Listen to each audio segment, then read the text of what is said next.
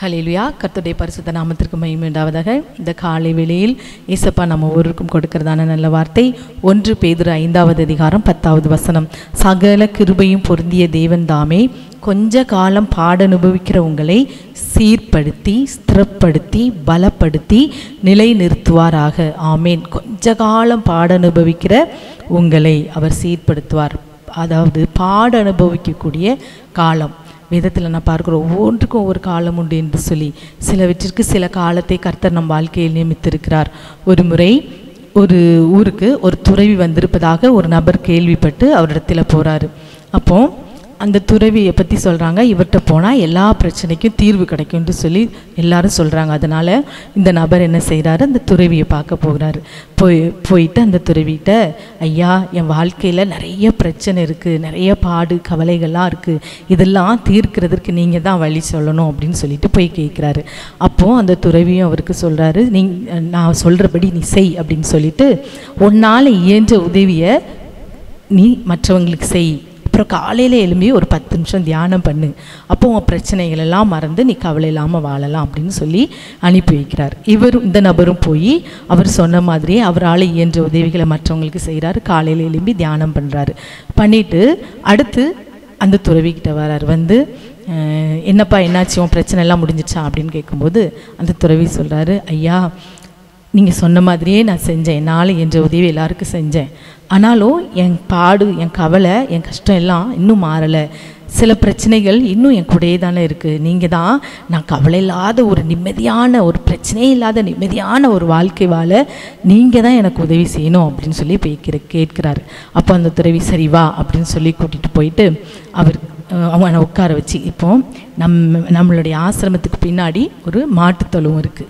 அந்த மாட்டுத்தொழுவத்தில் 50 மாடு இருக்குது. நீ என்ன பண்ணு, இன்றைக்கி நைட்டு இந்த மாடுகளுக்கு கூட என்ன செய், நீ படுக்கணும். இன்றைக்கி ஒரு நாள் நைட்டு நீ அந்த மாடுகளோடு கூட சேர்ந்து நீ படுக்கணும். அப்போது அந்த மாடுகளுக்கு தேவையான எல்லாவற்றையும் பார்த்துட்டு நீனும் நல்லா தூங்கி எழும்பணும், அதுகளையும் நல்லா தூங்க வைக்கணும். இதுதான் ஒரே வழி. நீ இதை செஞ்சுட்டுனா உன் பிரச்சனை, உன்னுடைய கஷ்ட காலம் எல்லாமே நீங்கி போயிடும். நீ நல்ல ஒரு பிரச்சனை இல்லாத ஒரு வாழ்க்கை உனக்கு கிடைக்கும் அப்படின்னு சொல்லிட்டு அந்த துறவி சொல்லிட்டு போயிடாரு. இந்த நபரும் அதே போல் அந்த மாடுகள் கூட போய் அந்த மாட்டுத்தொழுவத்தில் படுக்க போகிறாரு. 50 மாடுகள் இருக்குது. அப்போ இவர் போய் நைட் ஆனோடனே அதுக்கு தூங்க வைக்கும்போது சில மாடுகள் என்ன செஞ்சுது, தானாகவே தூங்கிட்டு. சில மாடுகள் இவன் தூங்க போகவும் சத்தம் கொடுத்தது. இந்த மாடுகளுக்கு இவன் போய் என்ன பண்ணால், கொஞ்சம் தண்ணி, வைக்கோல் இதெல்லாம் வச்ச உடனே அதை சாப்பிட்டுட்டு தண்ணி குடிச்சிட்டு சில மாடுகள் தூங்கிட்டு. ஆனால் அதில் இருக்கிற சில மாடுகள் மட்டும் தூங்கவே இல்லை. அது உட்கார கூட அவனால் வைக்க முடியல. எல்லாமோ பண்ணி பார்க்குறா, அது உட்கார மாட்டேக்கு, நின்றுக்கிட்டே இருக்குது, தூங்கவே இல்லை.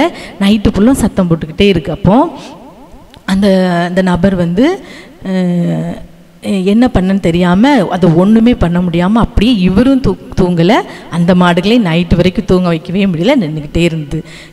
இந்த எல்லாம் முடிஞ்சு காலையில் அந்த துறவி வந்து பார்க்க வர்றாரு. என்ன தம்பி, நல்லா தூங்குனியா நைட்டு அப்படின்னு சொன்னோடனே அவர் சொல்கிறாரு, ஐயா, நான் நீங்கள் சொன்ன மாதிரியே சில மாடுகளை தூங்க வச்சேன். சில மாடு தானாகவே தூங்கிட்டு, சில மாடுகளுக்கு அதுக்கு தேவையானதை நான் செஞ்சேன், தூங்கிட்டேன். ஆனால் ஒரு சில மாடுகள் தூங்கவே இல்லை. ஏன்னா உட்கார கூட என்னால் அதை வைக்க முடியல.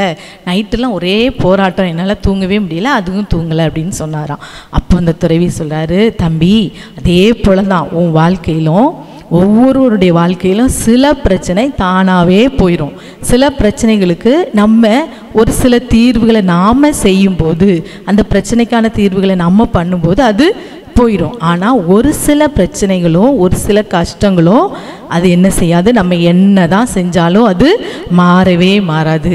அதோடைய காலமும் அதோடைய சமயமும் வரும்போது தான் அது மாறும் என்று சொல்லி அவர் சொல்கிறாராம். நீ பாரு, சில மாடு தூங்கிட்டு, சில மாடு நீ உன்னால் முடிந்ததை செஞ்ச, அதுக்கப்புறம் தூங்கிட்டு. சில மாடுகள் பாரு, உன்னால் எதுவுமே பண்ண முடியல. அதே போல தான் உன்னுடைய பிரச்சனை, எல்லாருடைய பிரச்சனையும் அப்படி தான். சில பிரச்சனைகள் தானாக போயிடும். ஆனால் சில பிரச்சனைகள் நம்ம என்ன தான் செஞ்சாலும் அது நம்ம கூடயே தான் வரும். அதற்கு என்று ஒரு காலம் வரும்போது தான் அது போகும். அதனால் உன்னால் தீர்க்க முடியாத பிரச்சனைகளை காலத்தின் கையிலும் கடவுளின் கையிலும் நீ என்ன செய், சமர்ப்பித்து விட்டு கடவுளுடைய காலடியில் நீ வைத்து விட்டு நீ இந்த நாளை சந்தோஷமாக வாழ பழகிக்கொள். இது ஒன்று தான் கவலையை மறந்து சந்தோஷமாக வாழக்கூடிய ஒரு வழி என்று சொல்கிறாராம். அருமையான தேவனுடைய பிள்ளைகளை, இதில் நாம் சொல்லப்பட்டது போல இன்றைக்கு ஒருவேளை நீங்கள் சோதனையின் காலத்தில் இருக்கலாம்.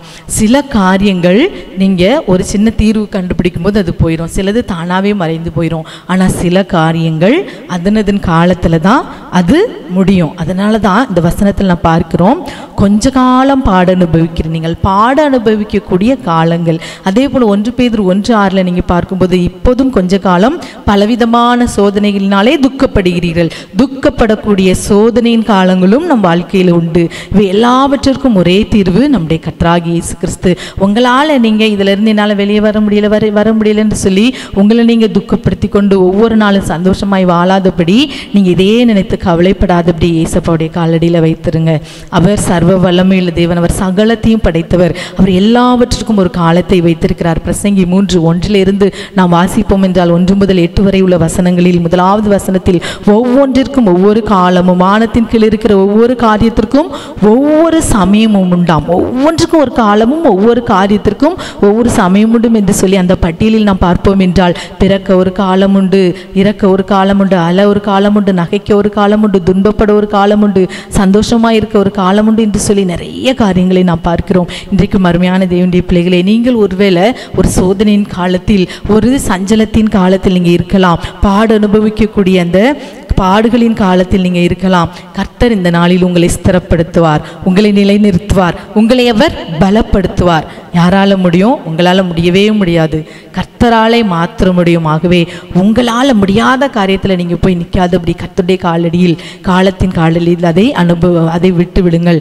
அந்த இஸ்ரவேல் ஜனங்களும் பாருங்க, அப்போஸ்தலர் 7:17 நாம் வாசிக்கும் போது, ஆபிரகாமுக்கு தேவன் ஆணையிட்டு அருளின வாக்குத்தத்தம் நிறைவேறும் காலம் சமீபித்த போது, அந்த வாக்குத்தத்தம் கானானுக்குள், இன்ப கானானுக்குள் அவர்கள் செல்ல வேண்டும் என்று சொல்லப்பட்டதான அந்த வாக்குத்தத்தின் காலம் நிறைவேறும் வரைக்கும் அவங்க வனாந்திரத்தில் சோதனைக்குள் உட்பட்டாங்க. அதே போலதான் இன்றைக்கும் உங்களுக்கு இப்போது நீங்கள் ஒருவேளை கஷ்டத்தின் காலத்தில் இருக்கலாம். வசந்த காலம் கர்த்தர் சீக்கிரமே உங்கள் வாழ்க்கையிலே கட்டளையிடுவார். ஆகவே இப்போது நீங்கள் இருக்கிற ஒவ்வொரு நாளையும் சந்தோஷமாய் வாழ பழகுங்க. ஏசப்பாவுடைய காலடியில் நீங்கள் தீர்க்க முடியாத பிரச்சனையை, உங்களால் முடிக்க முடியாத பிரச்சனையை அவர் காலடியில் நீங்கள் சமர்ப்பித்து விட்டு இந்த நாளை நீங்கள் சந்தோஷமாக ஆரம்பிங்க. ஏசப்பா எல்லாவற்றையும் எனக்கு பார்த்துக்கொள்வார், அவர் என்னை சிறப்படுத்துவார், அவர் என்னை பலப்படுத்துவார், அவர் என்னை நிலைநிறுத்துவார் என்று சொல்லி அவர் மீது விசுவாசம் உள்ளவர்களாய் ஒவ்வொரு நாளிலும் நீங்கள் அவரிலே சார்ந்து நீங்கள் வாழ்வீர்கள் என்றால் உங்கள் வாழ்க்கை இந்த நாளில் ஜெயமாய் அவர் எல்லாவற்றையும் மாற்றி தருவாராகவே. எப்போதும் கண்களை மூடி ஜெபிக்கலாமா? அப்பாவுமே நாங்கள் நன்றியோடு ஸ்தோத்திரிக்கிறோம். இந்த நாளிலும் கூட கர்த்தாவே, அப்பா என்னோடு ஜெபிக்கிற பிள்ளைகள் அப்பா ஒருவேளை சோதனையின் காலத்திலும், பாடுகளின் காலத்திலும், கஷ்டத்தின் காலத்திலும் இருப்பார்கள் என்றால், அப்பா இஸ்ரவேலுக்கு அருளின அந்த இன்ப கானானை செல்லும்படியான அந்த வசந்த காலத்தை சமீபமாய் நீர் கட்டளையிட்டது போல இந்த ஜனங்களுக்கும் இந்த நாளில் இயேசுவே எல்லா பிரச்சனைகள், பாடுகள் எல்லாவற்றிலும் இருந்து ஒரு விடுதலையின் காலத்தை நீர் சீக்கிரமே கட்டளையிட்டு போகிற கிருபைக்காக ஸ்தோத்திரம். அதுவரை அவர் எல்லா பிரச்சனைகளையும் பாதத்தில் வைத்துவிட்டு சமாதானத்தோடும் சந்தோஷத்தோடும் வாழ இந்த நாளில் கிருபை செய்யுங்க. சகல துதி கன மகிமை உமக்கே செலுத்துகிறோம். இயேசுவின் நாமத்தில் ஜெபிக்கிறோம் நல்ல பிதாவே. ஆமேன், ஆமேன்.